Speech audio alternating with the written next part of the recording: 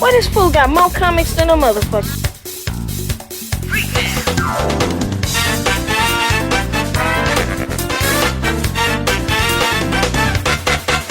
Ready?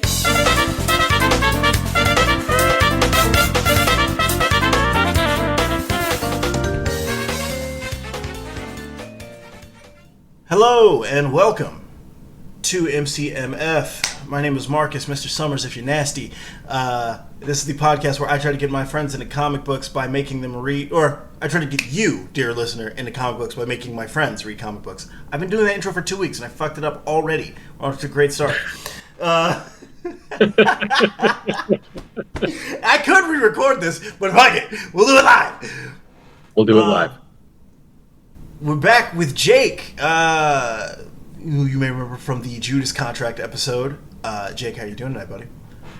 I'm great. I had a really good time with that one, partially because I had already read the Judas Contract, so it wasn't really that hard, and I just decided we should do this one because I have read it so many times. Yeah, well, I gotta come up with something fucking out of left field that you've never... Actually, not that you never read. I just came up with one on the spot. We should do Sex Criminals next time. Well, I have read so much of it. That book rules. I am so down.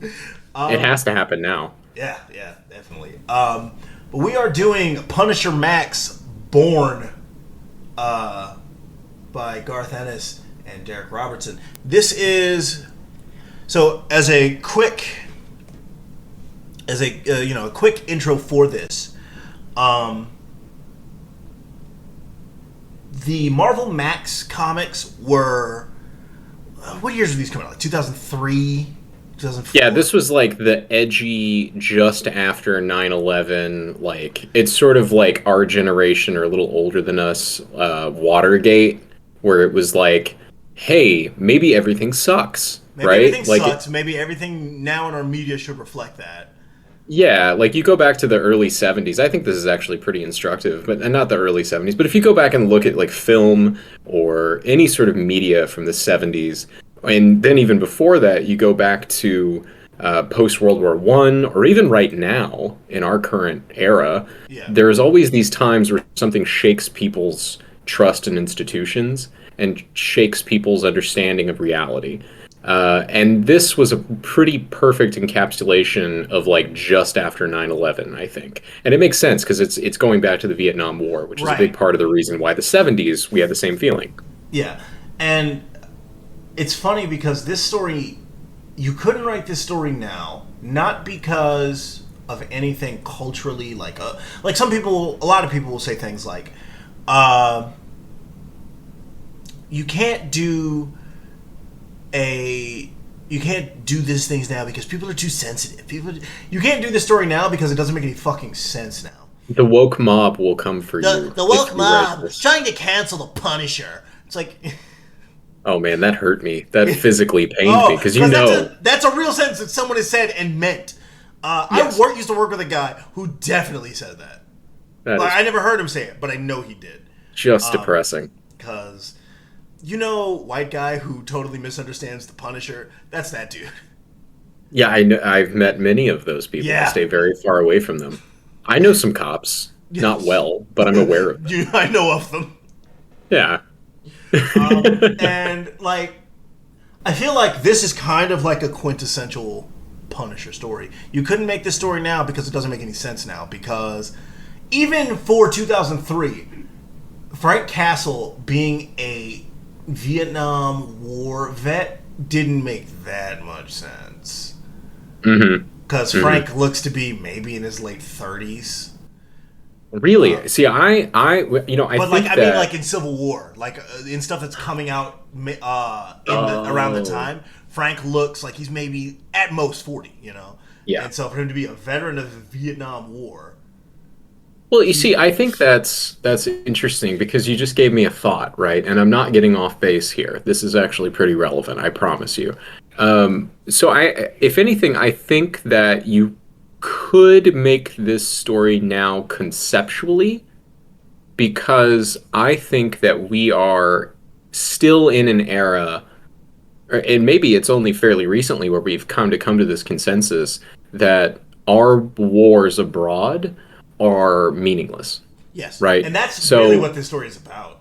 exactly. And that, it explicitly mentions at points how we are not sure how to handle with the people that we create with the wars that we start, Right. you know? And it also makes sense because this came out in 2003, which was the beginning of the Iraq War, if I'm not Yeah. mistaken. And the irony here is that I think if you were trying to write this kind of story now, it would be about the Iraq War. Hmm. It would have to be, and Frank would have to be one of those operators with the Viking beards and tomahawk stuff regalia on his outfit. He would be the guy that every dude who wears a Punisher shirt now wishes Thinks they he is. were. Yes. Yeah, and I think that's really compelling to think about because what we saw from these Vietnam War vets who fell in love with war, like Frank, um, are those guys. I mean, you read these stories, these horror stories of what it's like for these spec ops guys, which are really the only on the ground troops that we really have anymore that aren't contractors. And you read some of the horrific things that they have gone through, and the things that they do, and the things that they can never get over, and they just fall in love with death. You Yeah. know, And that is Frank. That is the. I think only two people I think have really ever gotten Frank, at least on that level, and that's Gary Conway when he first created Frank, and Garth hmm Ennis here. yeah, Um, yeah, and it makes sense. It would be Garth, yeah, really. I'm a big fan of his stuff. I think that a lot of it is a little hack. I mean, and I mean that gently because I mean, gosh, just read Punisher or it's something it's or it's, Preacher. it's comic books. It's all inherently kind of hacky. Yeah. Um, but that sort of maximalist style, that sort of over the top style really works for something like The Punisher because there really is no depth of depravity that is absurd because the character is really grounded if you write him correctly. Yeah, and this story, just to kind of tie back to the Max stuff, is that Marvel Max was because I think it was more than just Punisher Max. I think there was a Nick Fury Max series. Yes.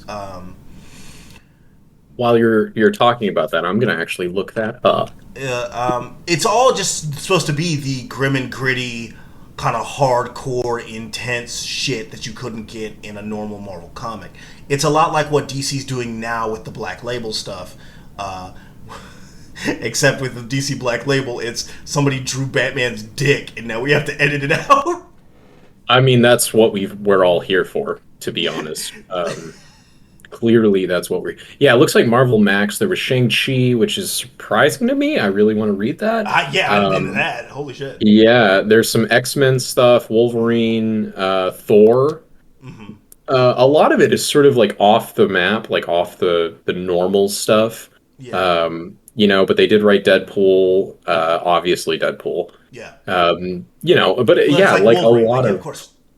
Blade, Black Yeah, Widow, like a lot of those characters that are a little bit more grounded, not necessarily in reality, but they're more human in a lot of ways, yeah, if that and makes sense. also they're more metal.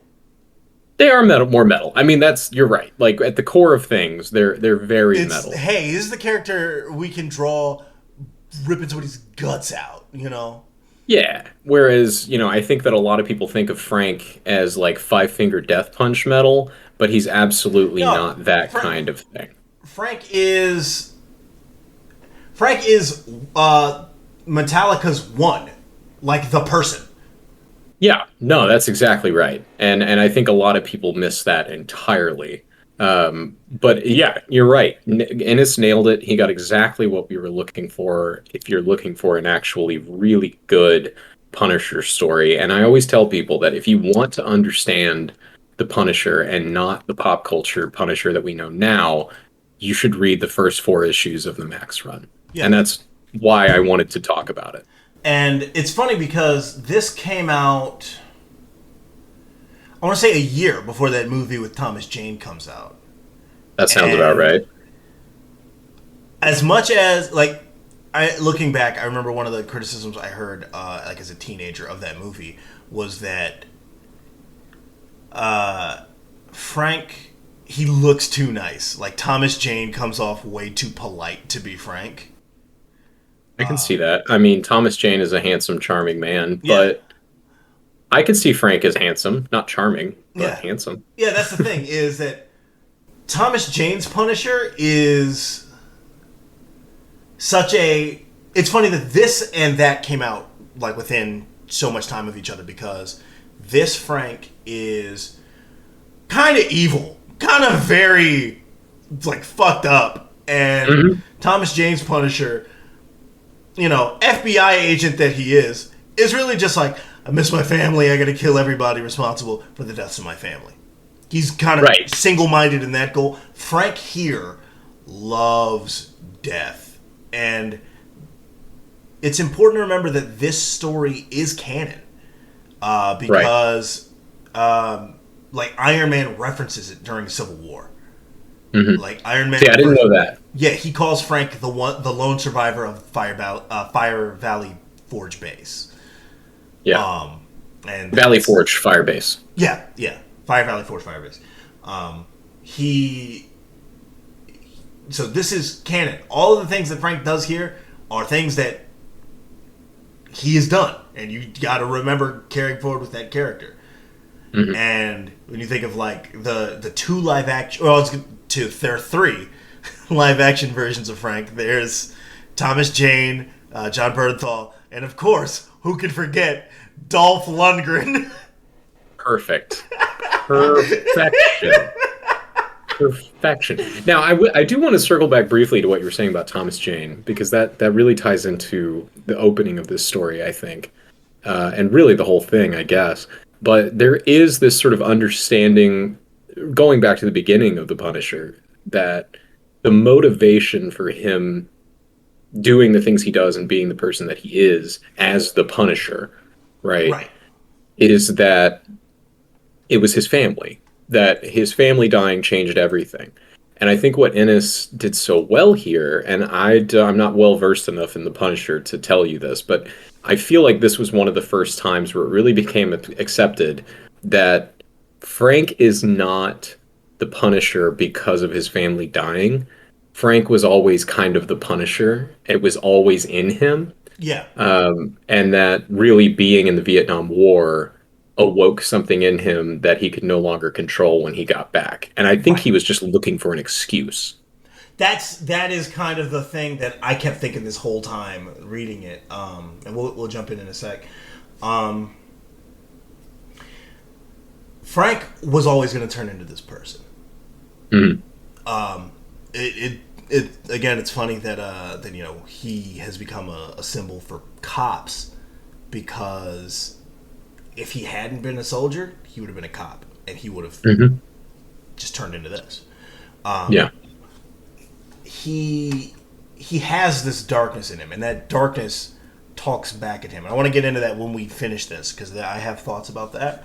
But there's moments in this story where there's a black narration box that's talking in Frank's mind, and it's like, what the fuck is that? Who is that? You know. So we'll start this off. First few pages, nobody talks. There is a plane comes down and crashes. We are introduced to our point of view character, a man by the name of Stevie Goodwin. Stevie Goodwin is fucking doomed. Stevie Goodwin is doomed, because if I'm not mistaken, the first line that is actually written here in the narration box is Stevie saying, "I will not die. I will not die in Vietnam." Yeah. And if you ever want to know somebody is fucked, that's how you know. Oh, the whole time I feel like, you know, in Black Dynamite, when they go up to the war, and the dude's just talking about his wife and kids back home, and Black Dynamite just keeps looking at him. He's like, instantly dies. Yeah, yes. He's like, fuck, finally. I mean, whoa, is anybody surprised with that? Because, like, he's got this 1,000-yard stare. He's like, I will not die in Vietnam. My name is Stevie Goodwin, and I am so short I can taste it. I'm down to 39 days and a wake up. And on that magic day, I will step aboard the big freedom bird and leave this place behind forever. No, you won't. No, you were not. You will not. You absolutely will not. I can tell already. You jinxed yourself, man. You should have just not said anything at all. It's like talking about a perfect game. You don't talk about it. Don't talk about it. You're like, wow, he's really good. Wow, he's 9 2/3. He's got to get one more pitch. Shut the fuck up. Shut the fuck up. You're going to ruin it. And that's exactly why, what Stevie does here. As a fan of combat sports, as a man who loves his boxing and his MMA and everything, you never, ever pick the guy that you want to win. You sadness hedge. This man should have sadness hedged, all right? Just pick against what you hope will happen. Yes, because that way, if you're wrong, you're right. If you're wrong, you're pleasantly surprised, and if you're right, oh well, I told you. I'm not disappointed. Exactly. He says it like 3 more times too. He's like, I will not. I mean, and look, all credit to Garth Ennis, because this narration is incredible. Mm-hmm. Like, this is some of the best, like, comic books are such a good medium for, like, prose, and I wish more writers did this. Like, Nicieza does it, Hickman does it, Ennis does it. It's like, we could just use, talk and thought bubbles and all that. Or I could write this like it's a fucking book. Yeah. Yeah, I mean, that was always the appeal of something like Arkham Asylum, which a lot of the work got done in that. If you read the original story treatments, it was written like a book, and this is sort of a similar way, because you start off with this character, you kind of know where it's going, but it's not a matter of knowing where it's going, it's a matter of getting into who this character is. Right. And they establish that so early, because Stevie is one of the very few people who exhibits any concern about what he's doing, not because he believes in the war, though. Yeah, because he's like... The interesting thing about Stevie is he's one of the only people here that gives a shit about other people. Yeah, and that's what it is. He actually cares about another human being, and I do think it's telling. Not a single person in this story, from the beginning, actually believes in the war. Yes. And I think that means a lot.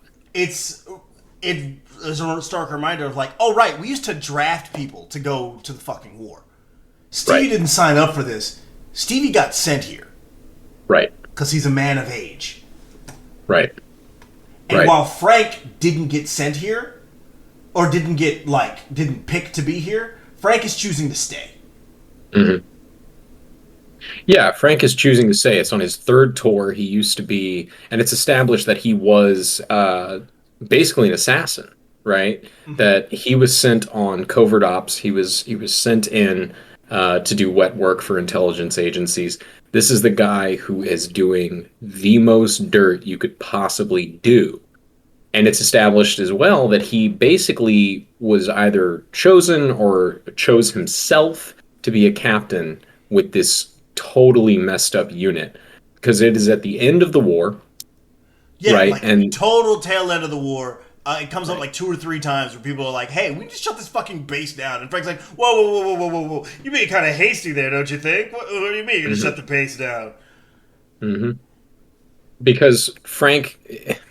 And I do want to get into this a bit, because in the beginning, again, we're establishing who Stevie is, obviously, but we're establishing who Stevie is so we can establish who Frank is.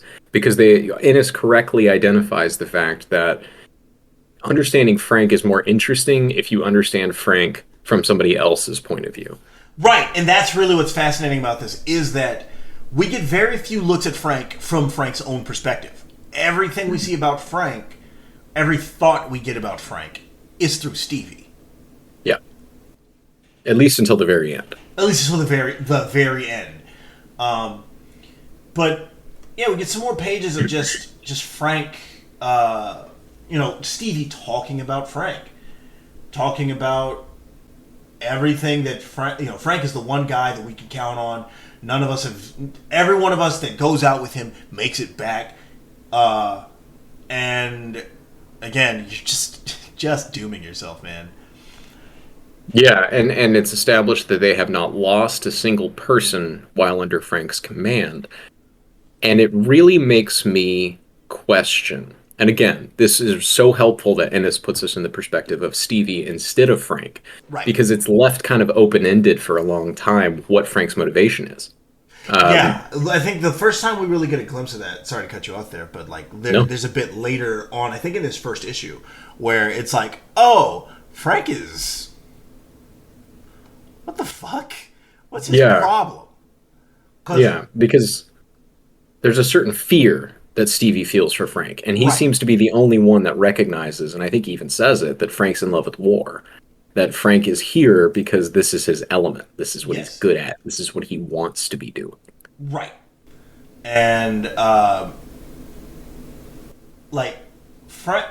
Also, you get the impression from Stevie that the men feel like Frank protects them because they get back because of Frank.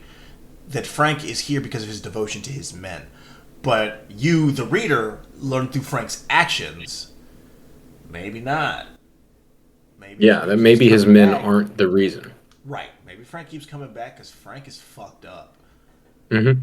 Because Frank wants to be here. Because Frank wants to be here. We get some, extreme fucking violence here. Very quickly. Yeah, very quickly. Just a few pages of very few words, whole lot of violence. Shout out to Derek Robertson. Shout out to him because woof. Yeah. We got eyeballs bulging out. We got people's brains. But it doesn't seem to be voyeuristic, Right. and because I think that, I love Garth Ennis's collaborations with Steve Dillon, but I do think that those collaborations lead it to more of an absurdist direction, like in Preacher or something like that. This is just like, hey, what does war look like? Yeah, and it's worth noting that earlier this year I actually read Bloods, right, which is a really fascinating book. It's written like Studs Terkel style, where it's a journalist going and speaking with people, no editorializing, nothing. It's just him transcribing their story. Yeah. He doesn't even list his questions to them. It's just this is them talking to you. And this story is about Black Vietnam War veterans, right? And just telling them this is my experience, right? Right. No other context. Take it for what you will. This is what it is. And I got a similar feeling from this in that they're not trying to beat you over the head with anything in particular. They're just telling you flatly that this is what these characters experience. This is what these people experience. Yeah.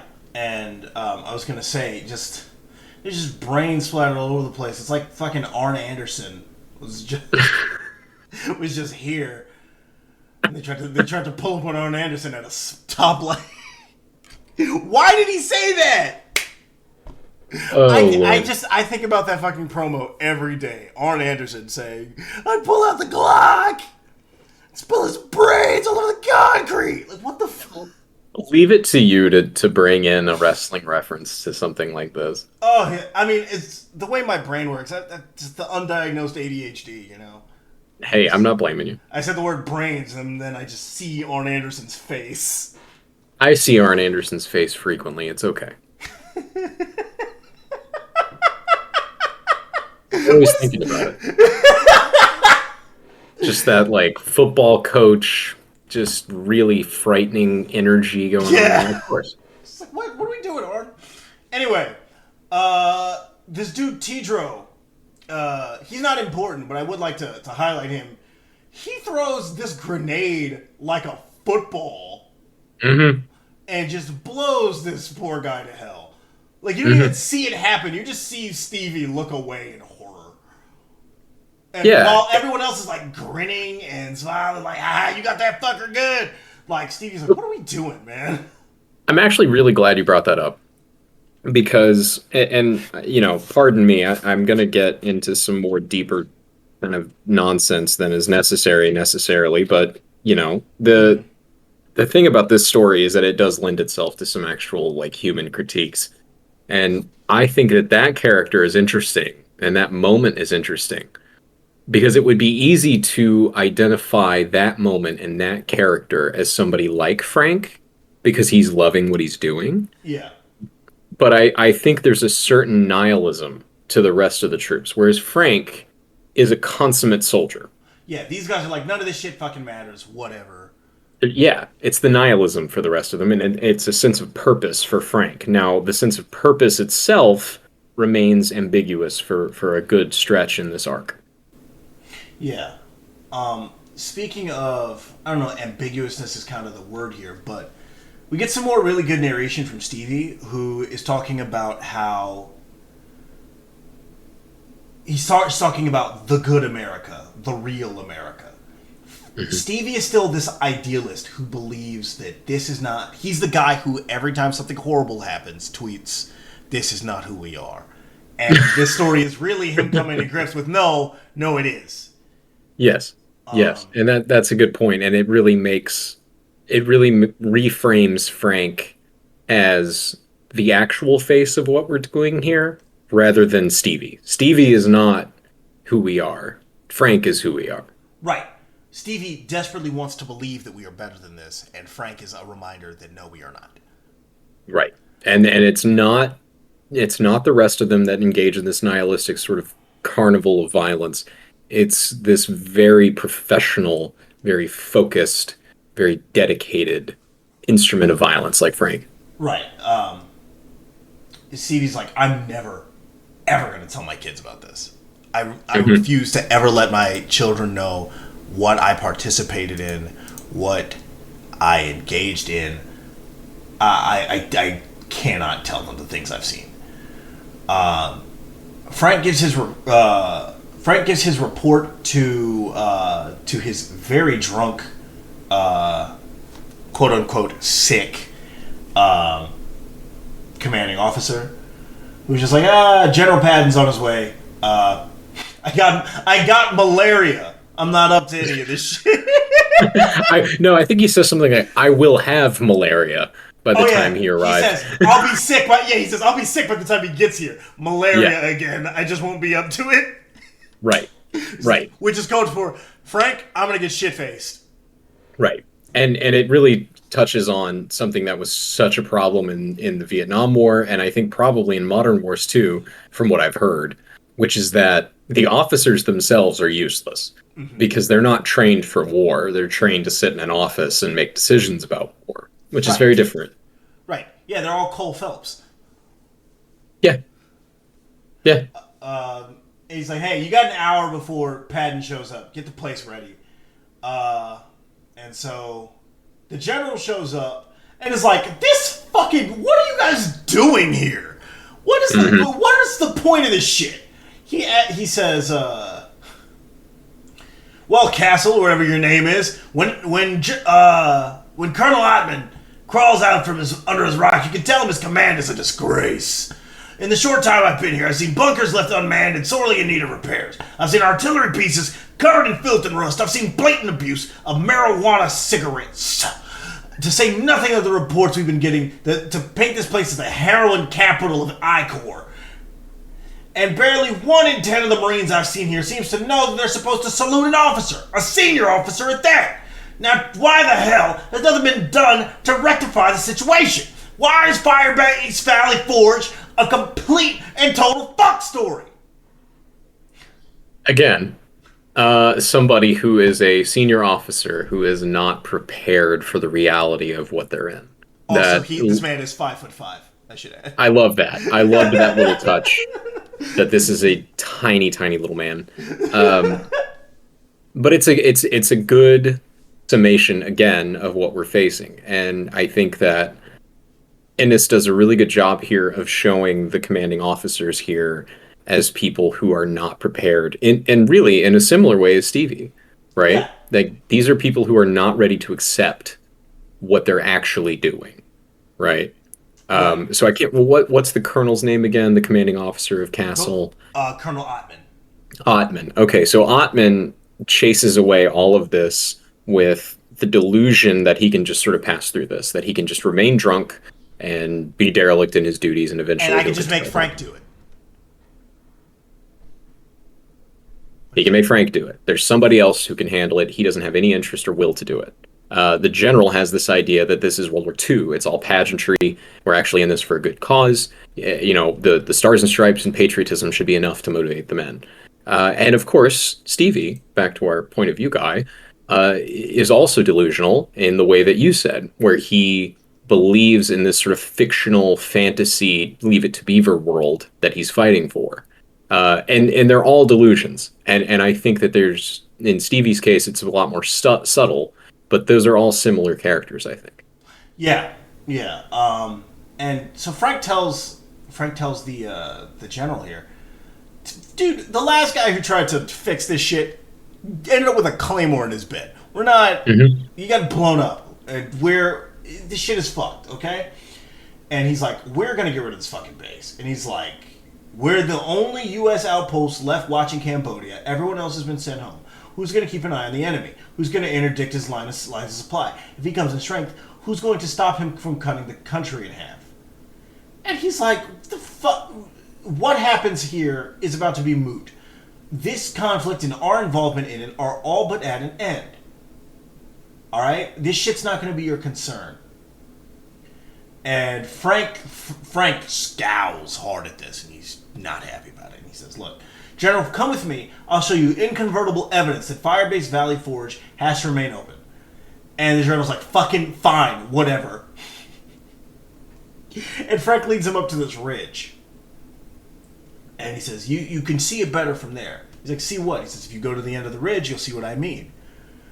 And he goes up there, and before anything happens, we see a sign that says, danger. Sniper at work, dawn to dusk, and then blat. Yep. And then the general's gone. And then that's how you fix that. That's how you keep your base open.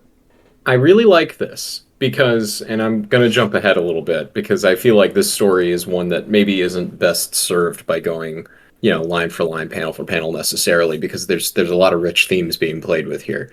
But Frank later on refuses to frag his commanding officer. And for those listening who don't know, fragging is, of course, the practice of a lower-ranked soldier or lower-ranked officer killing their superior officers, usually with a grenade or, as referenced here, a claymore mine, to make it look like an accident or remove any evidence, right? And so he refuses to do that. Just like in this moment, he wants this general dead, but he refuses to actually kill the general, right? Yeah, he makes somebody else do it. Right. He lets, and I should say, he lets an unwitting participant do it. Right. And I think that means something too, which is that I think, and this just occurred to me, that part of Frank's character is that he must convince himself that what he's doing is justified. Yes. Yeah. Oh, definitely. And that's like a consistent thing with him. Because he's like that in Civil War, too, where he fucks up all those criminals who have switched sides. And he's, well, they're criminals. They're bad people. And Cap's like, what are you doing? And then when Cap whoops his ass, he's like, I can't fight you back. I respect you too much. It's like, you fucking asshole, Frank. There must be a legitimate use of force. I think that's the one thing that goes through with Frank, and really most superheroes, let's be honest, is that they have to find a way to legitimize the violence. Right. The difference is, a lot of times, with other superheroes, it justifies itself. Mm-hmm. Like, Spider-Man doesn't bait people into fighting him so that he can blow their head off with his super strength. Mm-hmm. Frank looks for a reason and then escalates to the most violent solution instantly. He looks for a reason. That's a good way to put that. Yeah. This is my note for this was that this is like in it's like in Fallout New Vegas when you can when Boone's looking for who killed his wife. Yep. And you can just lead somebody out. He'll take care of the rest. Yeah. Put this hat on. He'll take care of the rest. Yeah. Technically, you didn't do it. Right. But yeah, carry us through. So everyone else just thinks, wow, the general just couldn't fucking read, huh? What an idiot. and Stevie just kind of stares out at Frank. While I think this dude's name is Angel, Stevie's friend here. The black guy? Yeah. Yeah, that's Angel. Yeah, so, like, Angel's trying to talk to him, and Stevie's just looking, staring out at Frank. And then we get the first of these black narration biases talking to Frank. And is the first of it, and I guess we'll get into it here. What do you think that this narration is? Like, who do you think that is talking to Frank? And I think that, again, Frank is always looking for a legitimate reason to use violence, right? Right. And that is a dialectical exchange. That's something that you have to think about as a synthesis. You're trying to come to a synthesis between two opposing points, right? Mm-hmm. Frank's understanding that he has to do something legitimate, right? That he is at his core a soldier, and as a soldier, he is ready to do violence, but he must do it in a legitimate fashion for legitimate reasons. Whereas there's another part of him that just loves the violence itself, right? And so this story is Frank going through this dialectical exchange with himself, trying to find a way to meld those two parts of him, right? And so what we get throughout the story is him finding more and more reasons to give in to the quote-unquote darker self, right? It's not some possessed, like, not a demon talking to him. Okay. It's two pieces of himself that he will not allow to coexist. That is exactly, that's a lot better way of how I was thinking of it, because people have theorized that is Mephisto talking to him. It's not. Mm-hmm. People have theorized that's Ares talking to him. Mm-hmm. That is, to me, that is Frank's. That's the part of him that is the Punisher, talking to the part of him that is Frank Castle. Mm-hmm. And I would slightly modify that to say that the Punisher is the synthesis. Yes. Right? That the Punisher, who he becomes by the end of this story, or who he is about to become by the end of this story, is him finally finding a way to meld those two pieces of himself, the consummate soldier and, the personification of death, basically. Just fucking war machine. Just someone who revels in death and violence. He is trying to find a way to make those coexist, and this story is him finding that way. Yes. Issue 2 opens with Stevie finding Angel getting higher than shit. And some casual racism from the other guys in the barrack. Casual? Really?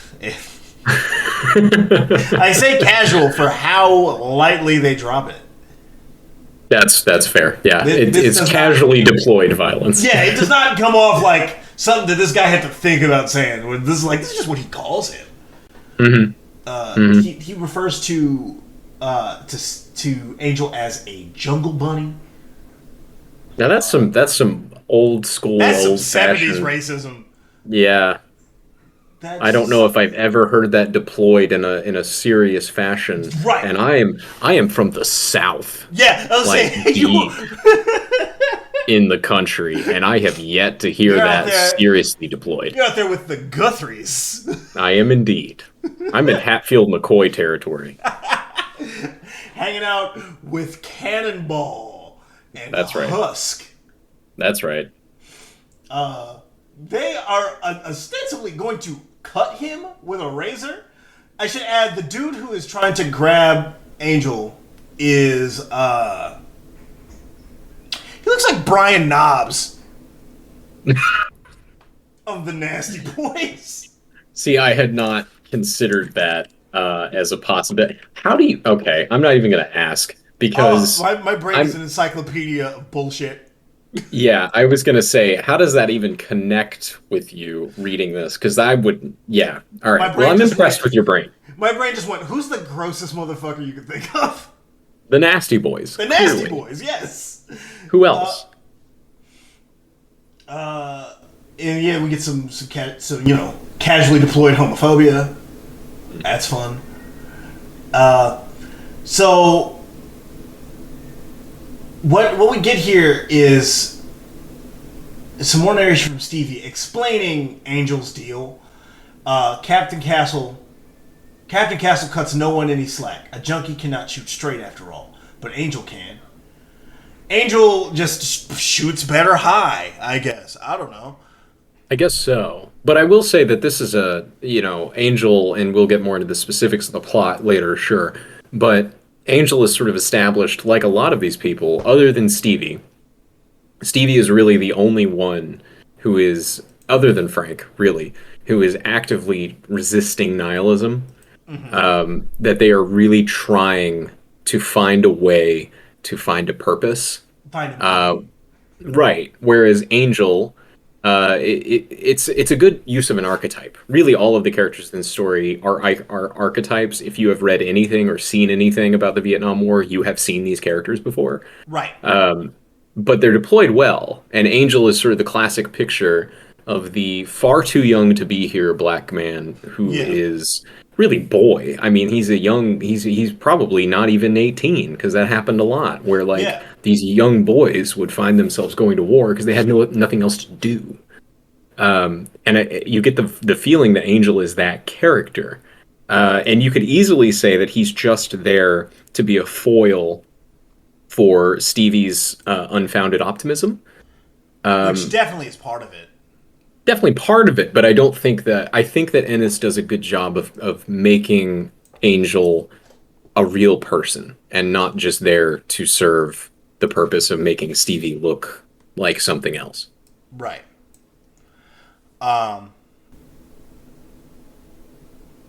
We do get some reasons for everybody, or like the reasons that they have, the reasoning they have found there.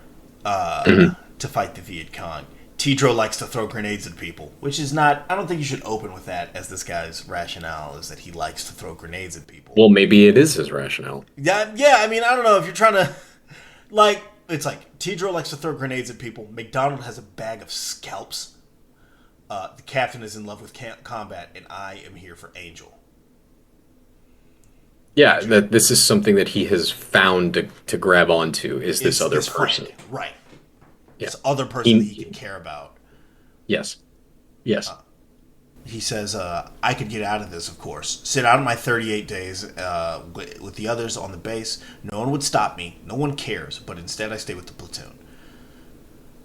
So he must have a purpose. Right. Some of us are here for our brothers. Some of us are for our horror stories. Some of us even still believe in duty. Americans through the looking glass, lost in Vietnam. And then it goes sideways very quickly. Tidro gets shot in the fucking neck. Mm-hmm. Another firefight. Castle takes care of it, no problem. Just picking up an M60 and just going to town. Just going totally fucking berserk. The war has bred a saying oft repeated: payback is a motherfucker. At Valley Forge, we have another. If you think payback's bad, you haven't met Frank Castle. Right. Yeah, and that's sort of the other thing, is that I think Frank gives into his violent nature because he has legitimized it as revenge. Right, he thinks of himself as being like the instrument of vengeance. Yeah, and this brings us to even. Well, yeah, this brings us to the punishment, right? I mean, is this the scene with the female Viet Cong? Yes, okay. Who tries to kill herself. They stop her, figure out, this is a woman. And then this gross piece of shit McDonald tries to rape her. I don't think try is... Well, I say try because he climbs on, and then Frank puts a stop to it. And he puts a stop to it by shooting her in the back of the head. And he says that we are here to kill the enemy, right? Yeah. Again, legitimate use of violence. He is not there for wanton violence, which is how he sees what McDonald is doing, as this wanton act of pure violence for its own sake. Yeah. He's not here for that. He is here for legitimate violence, as he views it. But then, you want to take us to the part that is... I will. Okay, So go ahead. Stevie is just totally fucking skeeved out, totally upset. He wants to go home. He's so fucking over it. McDonald goes to wash his face, which is covered in this woman's blood, in a river, and Stevie happens to look over and see him. Frank walks up behind McDonald and just puts his boot on the back of his head and holds it there. And holds it there, and holds it there, and holds it there. And then McDonald, Until there are no more bubbles. Until there are no more bubbles, and then he just kicks him on into the water and leaves him. Yep. And it's like, wow, we couldn't find McDonald. Nobody knows what happened to him. Right. Stevie knows. Stevie knows. And Frank knows that Stevie knows. Frank knows that Stevie knows, and that worries Stevie. Right. And he goes as far to tell Frank, because Frank confronts him, right? This is basically the next scene where Frank confronts him and says, why didn't you say anything? You saw that, so why didn't you say anything to anybody else? Because I'm fucking scared of you, man. I'm scared of him. And what does Frank say? You have no reason to be scared of me. You don't have to be scared of me. And that right there is, again, I'm beating a dead horse here, but it just ties back to that legitimacy, that he does not see Stevie as a target for punishment because Stevie does not deserve it in Frank's eyes. He sees Stevie as a good man. Right, because he sees Stevie as a dutiful soldier, and to Frank, the duty part of it is what keeps him from legitimizing the violence. And he even says, where Stevie asks him, why'd you do it? And Frank said that he needed to be punished. Yes, I wanted to punish him. What about the girl? He says, don't be stupid. I put a VC sniper on a medevac, and nobody ever trusts me ever again. Mm-hmm. I hand over to Intel, and she doesn't tell them shit. They do the same thing, and then they kill her. And on the panel where he says, you don't have to be scared of me, there's like an unsaid... Like, a lot of times comic books will play with... the emphasis on words. I don't think this book does that a single time. But no, it really doesn't. The emphasis is often on... Like, it does it in the narration. But that's really it. But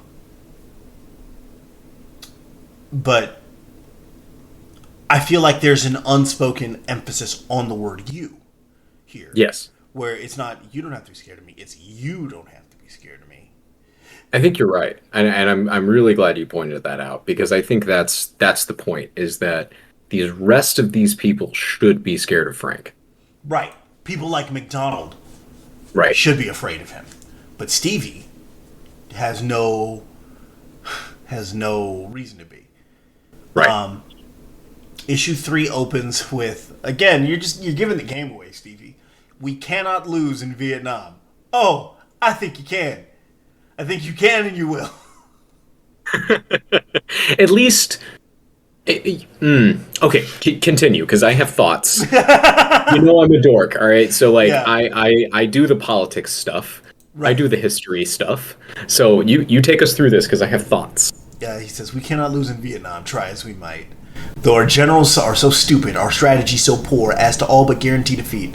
Though our morale is trampled in the deepest ditch, shot through with heroin and bitter failure. Though we face the toughest, bravest fighters in the world, strange little men with hearts like those of tigers. Though we make the world despise us, though we do things that will stain our souls forever. Though America eats its own intestines over this, cities riven with unrest, leaders inspiring loathing and distrust, we cannot lose. Because when we are gone, when the brave little fighters kick us out and we finally lose all stomach for this wretched knotted puzzle of a war, no one in Southeast Asia or anywhere on Earth will look at what's left of Vietnam and think that it is smart to fuck with the United States. And then Stevie says to Angel, why can't we stay out of the rest of the world? Great question. I've been asking that question since I was like 13. Yeah. Again, hey, so you're roughly my age, right? Yeah, we're the same.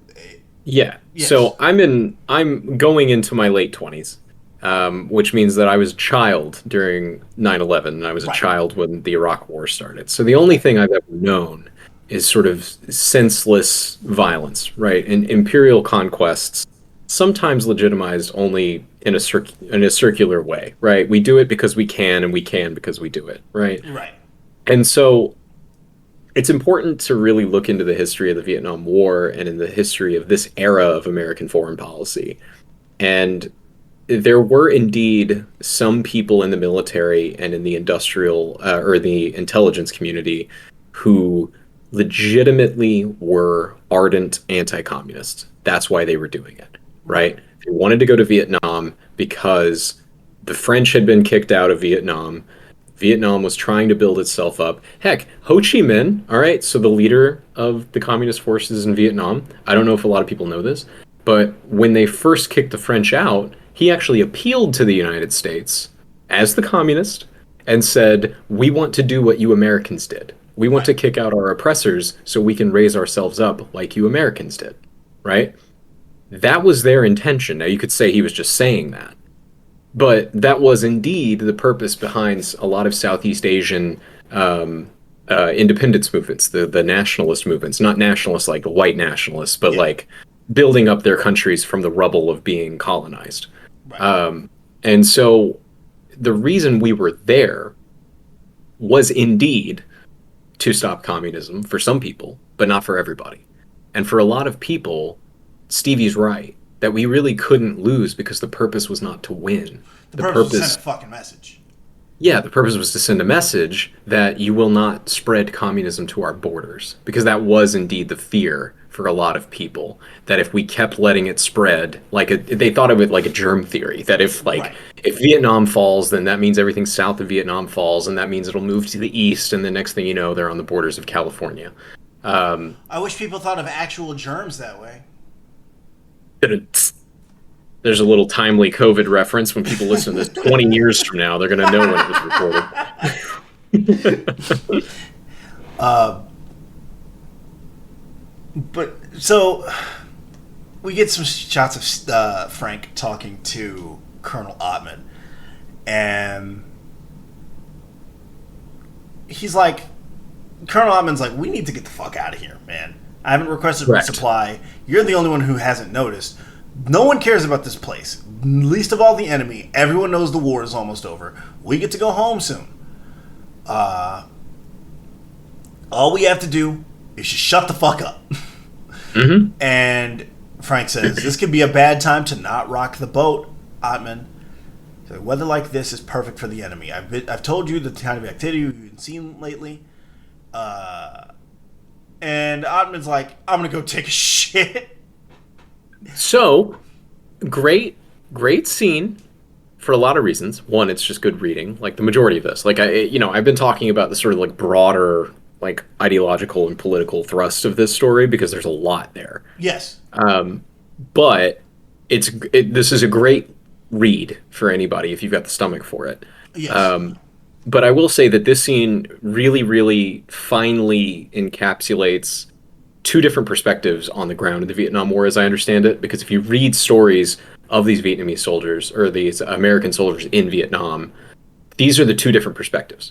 They're either people who are there because it's a job and this is their job. I'm just going to do this. It looks like shit.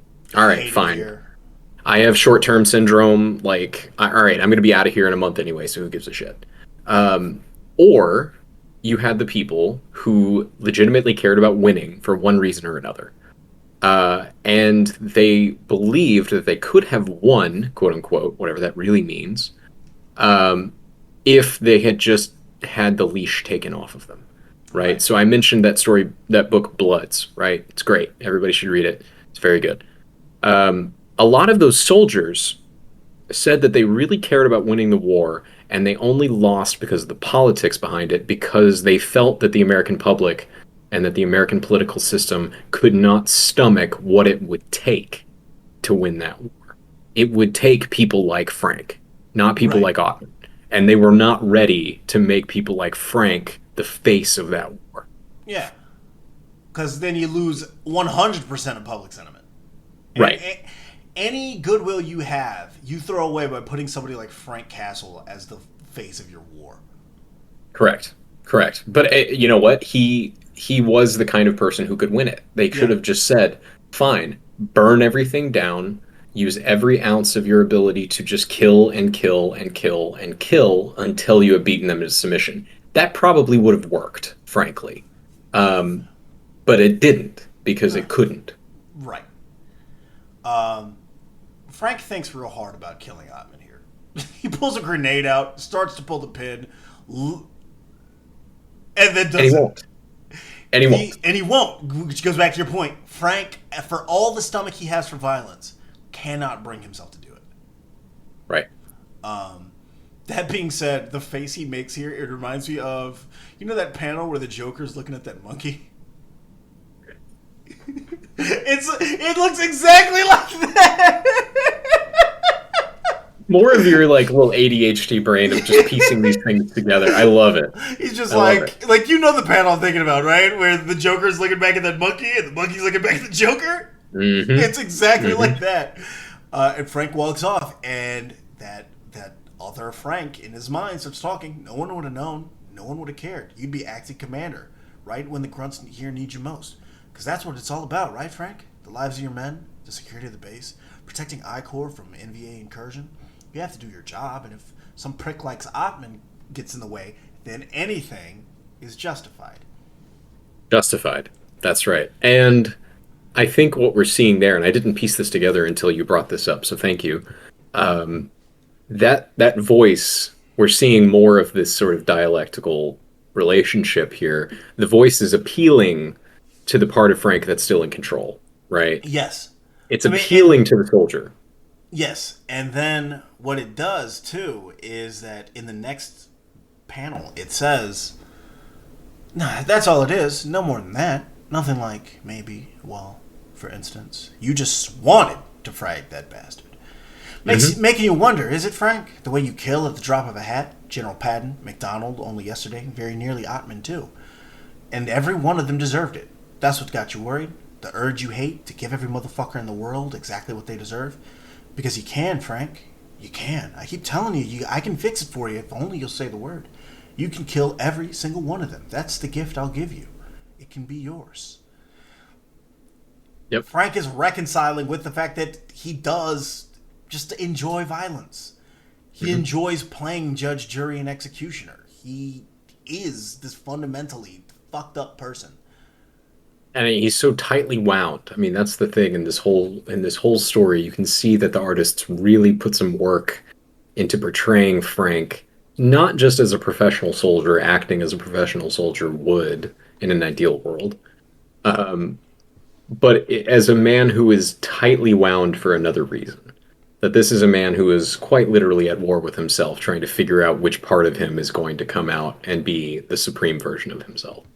Right, and he goes and talks to Stevie, which I think is interesting, because as he is trying to pull himself back from the brink, who does he go to but the most grounded, level-headed person at Firebase Valley Forge? Literally the most sober-minded person. Yes. I mean, literally and figuratively. The most even-keeled person imaginable, Stevie Goodwin. And he says, he talks to Stevie about what he's doing. And he's like, look, not enough of the grunts here do what you're doing. He's like, not enough of the grunts here want to go home. And he says, I got a family, Goodwin. Which, this is the first time that Frank has mentioned Maria and little Frank Jr., and I forgot what his daughter's name is. That's misogyny. Well, the thing is, like I said, in my brain, I always think about Thomas Jane Punisher, and he doesn't have a daughter in that. He just has little Frank Jr. Right. Who is much older there. And he's like, well, Captain, that's great. I really gives you something to look forward to stay alive for. And then he notices Angel, and Stevie goes off to help him. And then the voice in Frank's head is like, what the fuck are you doing, man? Why are you trying so hard to pretend that you're regular? That last chance shit to deny who you really are, is that what you mean? I'm your last chance, Frank, to be what you want to be. And so Stevie goes, hits Coltrane, the fucking nasty boy, hits him in the face with his rifle, grabs Angel. And as he walks up, I have a note for this. I posted this on Twitter with just the caption, Eddie Kingston. Because he walks past the dude Garcia and just goes, fuck off, Garcia. That's every episode of AEW Dynamite, baby. That's right. Eddie Kingston telling Daniel Garcia to fuck off. Beautiful. You know what? If anybody in wrestling should be allowed to say fuck, it's Eddie Kingston. I feel like that should be a necessity, not just allowed. Like, if I was running my own organization, that would be a part of every episode. You'd get it once an episode. So Eddie Kingston says, hey, go fuck yourself, partner. Every time. That's the money right there. That's his catchphrase. It's money. And so Angel is, high on heroin, and Stevie goes, hey, I thought you were going to stay off that. He says, oh, fuck you, Stevie. He says, Angel, you're down to two, you're almost out of here, man. You got far too much to live for. He's like, hey, how the fuck you know that?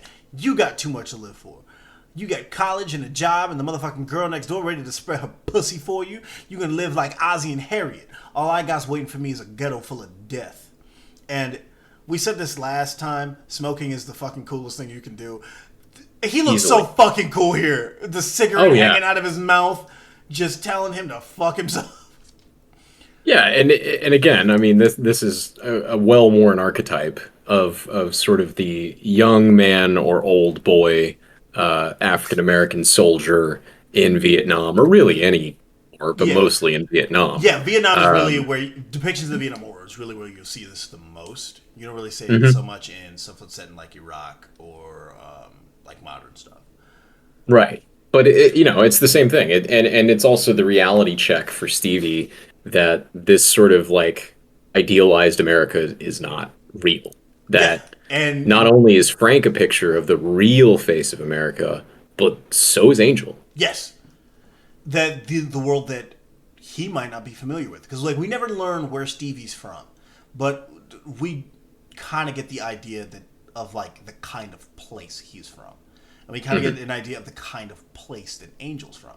These two people would never interact outside of this. Right. Especially but Stevie like cares about Angel. Right. But like especially in a pre-internet world, these two people would never meet. Their paths would never cross. And so as a result, Stevie has no idea what it's like to be Angel, what it's like to be from the background he's from, to be a black man in America in the late 60s, early 70s. Mm-hmm. And he's trying to reconcile that with the fact that, and it just goes to show that Stevie's the only one who doesn't feel the nihilism here. Yeah. Because Stevie's the one who has, quote unquote, something to live for. Now, they all find something to live for here. Right.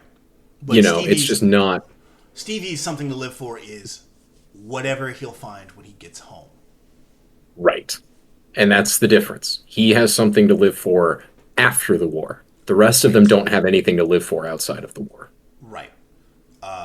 And Angel tells him, he's like, Stevie, you are so full of shit.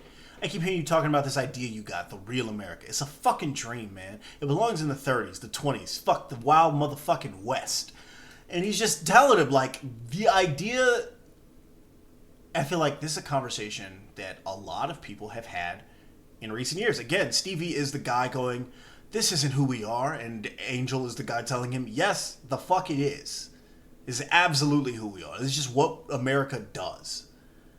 And that's really compelling that this came out in 2003, yes. Right? Because if this had come out 10 years before that, like roughly around the time of the LA riots and Rodney King, that would have made a lot of sense. If it happened now, that would make a lot of sense, right? In the 60s, that would have made a lot of sense. But it feels very smart of Ennis to actually think about that time period and not do this anachronistic thing of him just putting the ideology of 2003 back into 1971.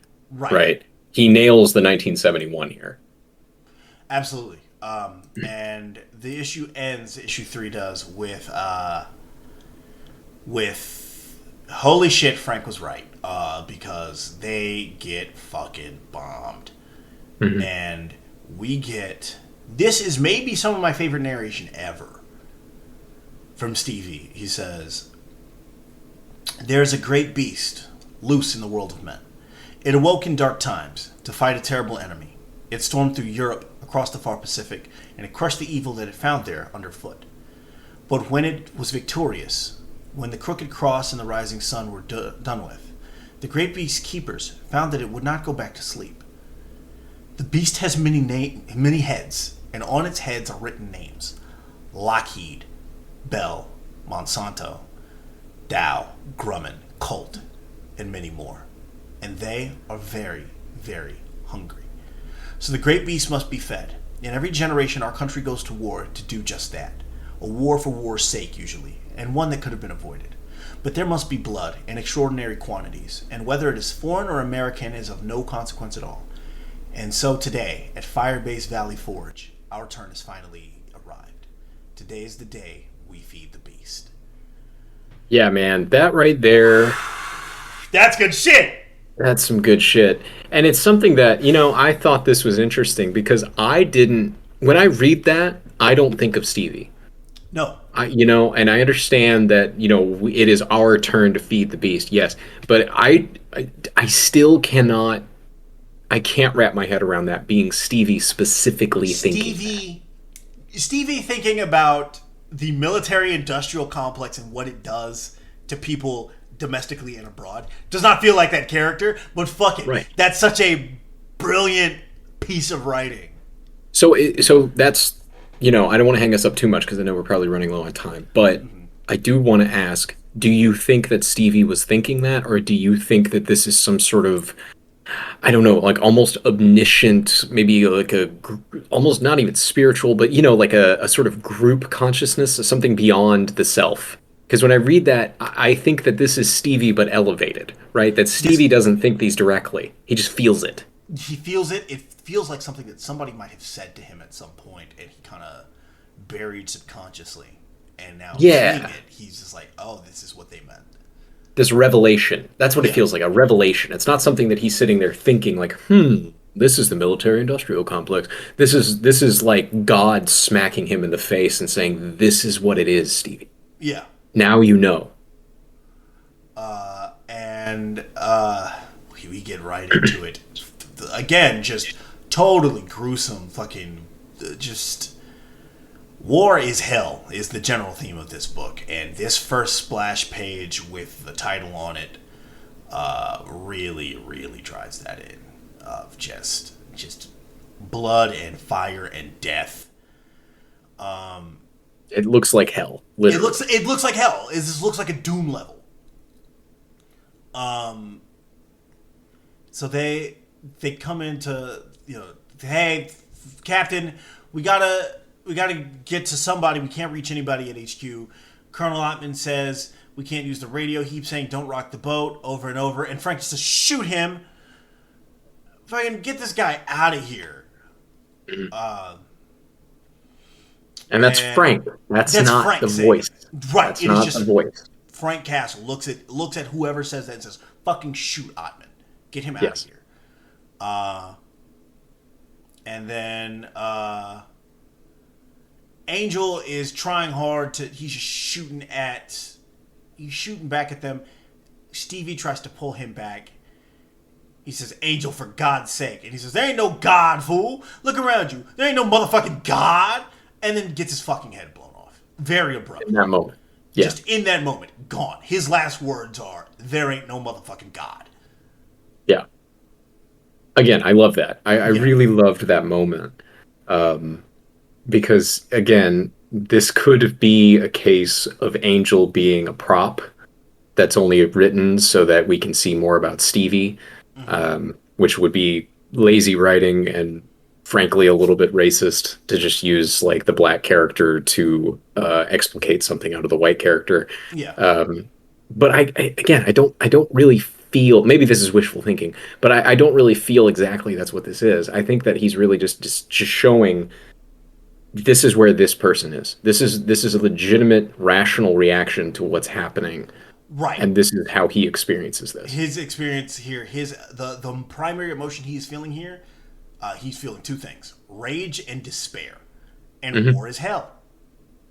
It helps, I think, it to not be the weird kind of... I don't want to say fridging, because it feels weird to say fridging in reference to a male character. But it avoids kind of the pitfalls of this character exists to propel another character's story. But through virtue of the fact that, like, fucking everybody is dying here. Yeah. Yeah. Because then on the next page, or a couple pages later, Stevie gets grabbed by Coltrane again, who is trying to fucking scalp him.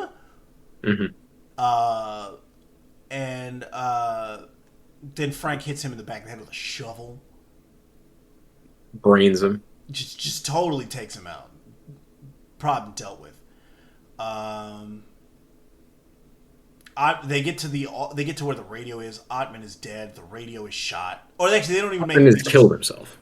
To be clear. Yes, Ottman killed himself. The radio is fucked. And so Stevie is trying to make it out. And unfortunately for him, this is the end of our dear friend Stevie Goodwin. As a literal man on fire rushes him with the bayonet. We don't see Stevie die. We know that Stevie dies, but we don't see it happen. He gets grabbed by a hand that throws him onto a plane. And then we see here that, he's definitely dead. Yes. Because he's grabbed and he's sitting on the plane, and all of these stewardesses, which he harped on earlier. He's talking about the stewardesses on the big Freedom Bird back home. Grab him or are doting on him. And they're just, Stevie, Stevie, Stevie. And he cries and he's like, you made it, you silly son of a bitch. And it whites out.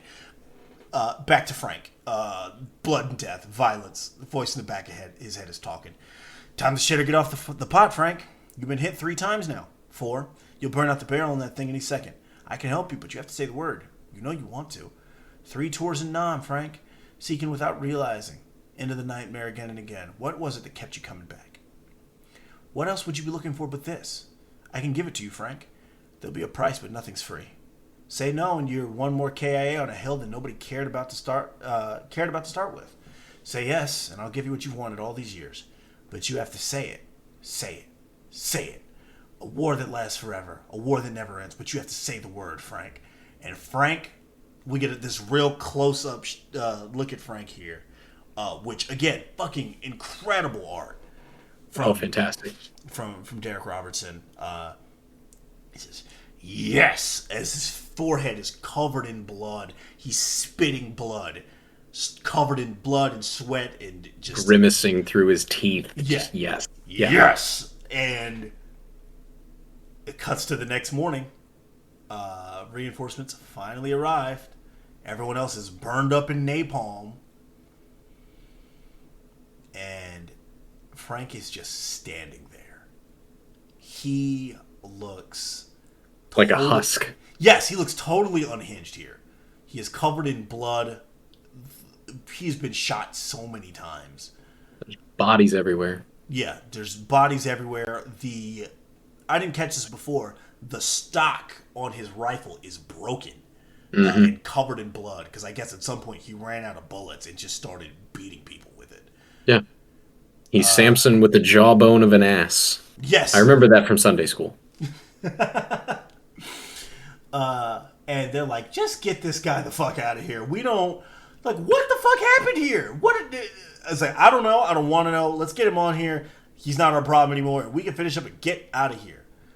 And we just see just all the bodies. It's just total carnage. Frank is met at the airport in his in his dress uniform. Met at the airport by his wife and kids. And she says, are you sure you don't need any help and you won't be going back? He says, I went as far as I ever want to go this time. I still don't really remember this, but I'm never going back again. I'd be stupid to, as long as I've got you guys. It took me far too long to realize that. And then that voice pops back up. Frank? We haven't talked in a while, Frank. You've been so busy. Early discharge, a medal or two, a lot of shut the fuck up for a man who doesn't even care. But Valley Forge was so far beyond the normal run of clusterfucks, they don't want anybody talking. And the looks on all those faces when you stepped off that Huey, well... Anyway, down to business. You said yes to my offer, Frank, and I delivered. Not every day you beat 24 men to death and soak up 7 bullets, is it? And well, how can I put this? You remember I mentioned there'd be a price.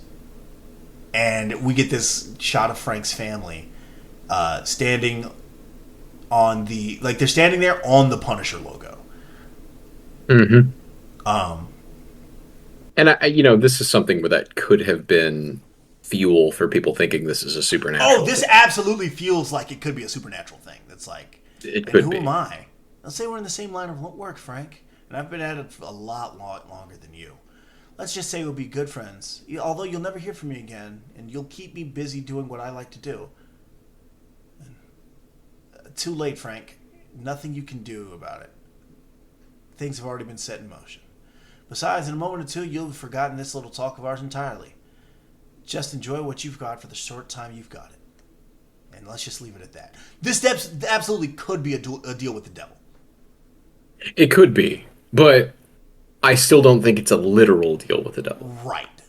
I think that this is him understanding that there's a price, his family is going to be in the way, that he has to let go of that part of himself now because he finally gave in to that part of himself that he had been fighting for so long. And now, again, synthesis, right? There were 2 parts of him that were in opposition, that they could not coexist, but they had to exist. Of some sort of friction had to force them together to become something new. And that new thing is the Punisher. The new thing is, dude who will be manipulated by the Jackal into chasing Spider-Man around New York in a couple years.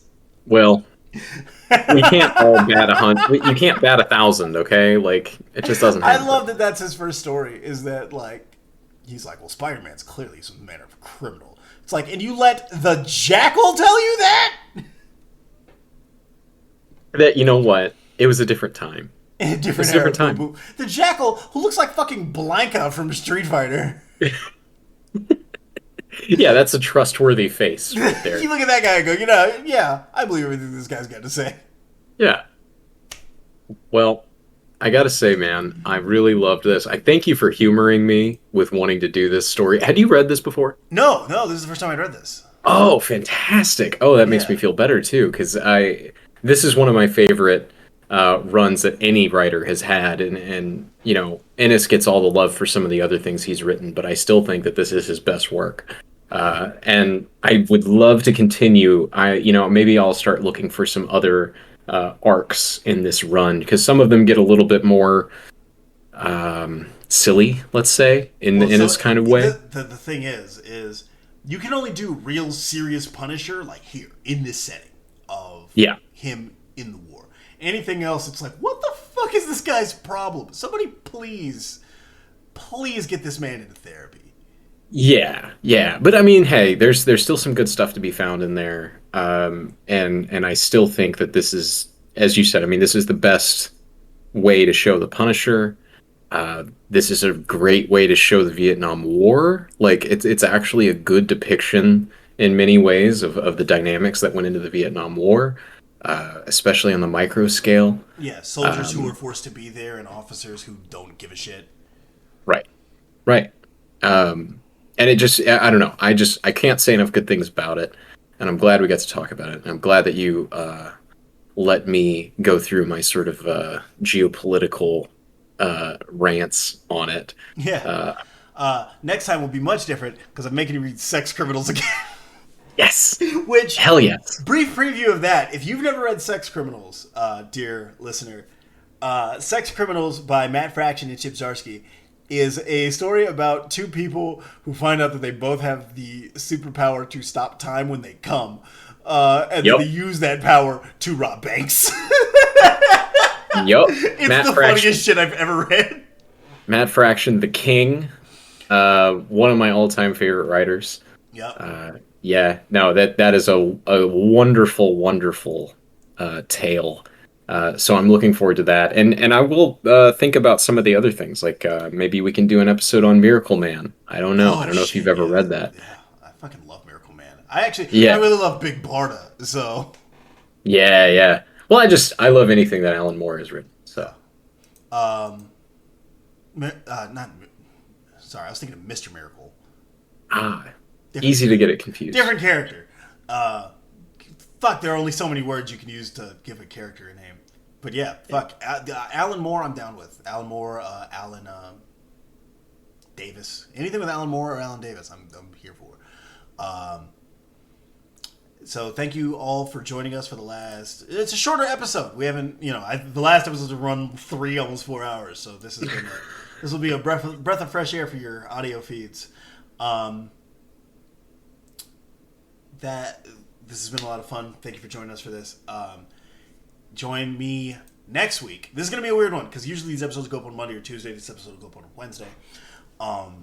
And then we'll have another episode either Monday or Tuesday of next week where I will be joined by my friend Jesse, where we will talk about Brian Q. Miller's Batgirl, starring Stephanie Brown. So that's one of my favorite comics ever, about one of my favorite characters ever. So that's going to be so much fun to do. But until then, thank you guys for hanging out. Take care, stay safe, and we'll see you next time.